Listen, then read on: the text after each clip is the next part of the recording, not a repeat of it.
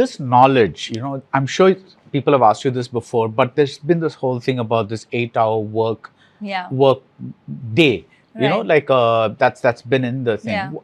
From the viewpoint of an actor and from the viewpoint of someone who's a producer by default. Yeah, I mean, I'm not a producer, but yeah, a producer. Yeah, family, yeah, but yes. family, yeah. Yeah. How do you look at it?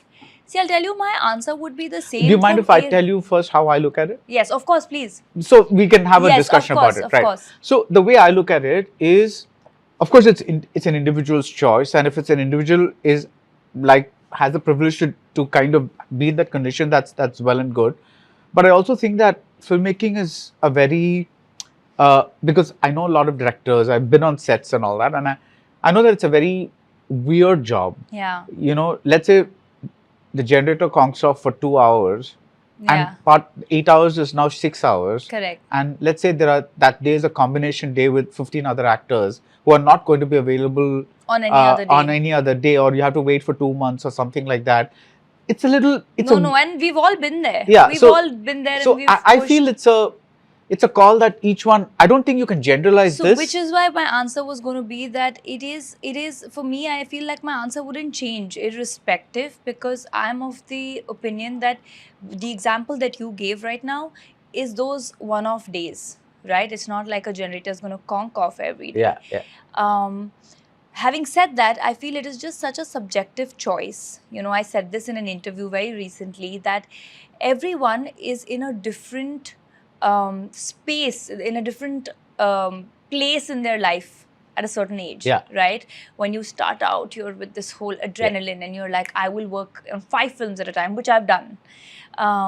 Now, I don't want to do 5 films at a time. I like to do 2 films at a time, or one, or you just understand your craft better. Right. Now, having said that, somebody could be okay with 12 hours, somebody could be okay with 14 hours, somebody could be okay with 8 hours. I think that's a very personal choice to make.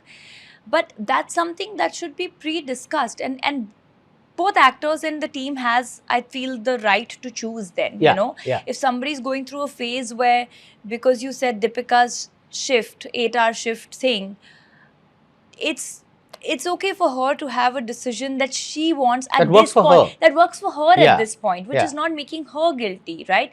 At the same time, it's absolutely the right of the producers to decide whether they want to go ahead with it or not. So it's a very personal where choice. I was a little confused was when people started talking about it becoming a kind of a rule. I think that's a little. I don't think it can ever be a rule. Yeah, it has to be an individual. It has to be an individual. Also, what age you're at, what's your priorities.